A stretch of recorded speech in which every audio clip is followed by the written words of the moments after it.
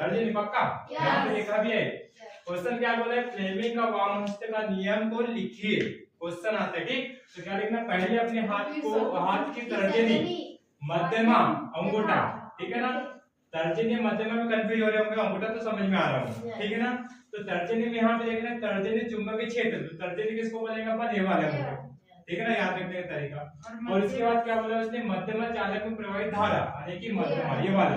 देखने 5 उंगली है, तो ये 2 उंगली को इधर कर दो, 2 उंगली को इधर कर दो, तो मध्यमा कौन सा कहलाएगा? बीच वाला, ठीक है ना? इस तरीके से बीच वाला, तो ये वाला बीच वाला, ये वाला, ठीक? इसको क्या कहेंगे? मध्यमा। तो यहाँ पे अपने हाथ की तर्जनी, मध्यमा और अंगूठे को इस प्रकार फैलाइए कि ये तीनों एक दूसरे के क्या होना चाहिए? लंबवत। मैंने बताया ना, इसमें देखिए इसकी लंबवत कौन सा? ये वाला है, और इसकी लंबवत कौन सा? ये वाला है, ठीक है ना? अंगूठा। इसको बोलेंगे तर्जनी, सॉरी, इसको मध्यमा, तर्जनी और अंगूठा। मध्यमा, तर्जनी, अंगूठा, ठीक है ना?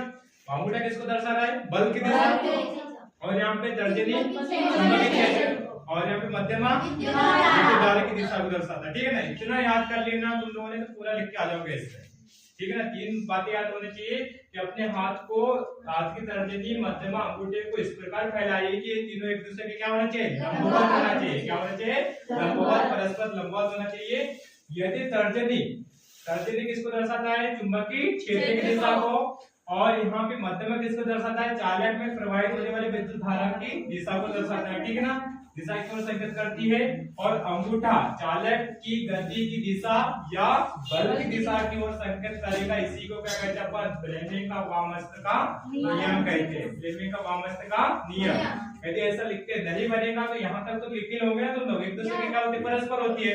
इसके बाद क्या करना है? यहाँ पे तर्जनी ऐसा लिखना, तर्जनी के बराबर लिख देना है। यहाँ पे तर्जनी किसको दर्शाता है? चुंबकीय क्षेत्र को। किसको? चुंबकीय क्षेत्र को। इसके बाद फिर क्या लेना है तुमको? अंगूठा ले लो, तो मध्यमा ले लो। मध्यमा किसको दर्शा रहा है? यहाँ पे विद्युत धारा को। किसको? विद्युत धारा को। और इसके बाद यहाँ पे अगला कौन सा है? अंगूठा है। अंगूठा किसको दर्शाता है? बल की दिशा को, ठीक है ना?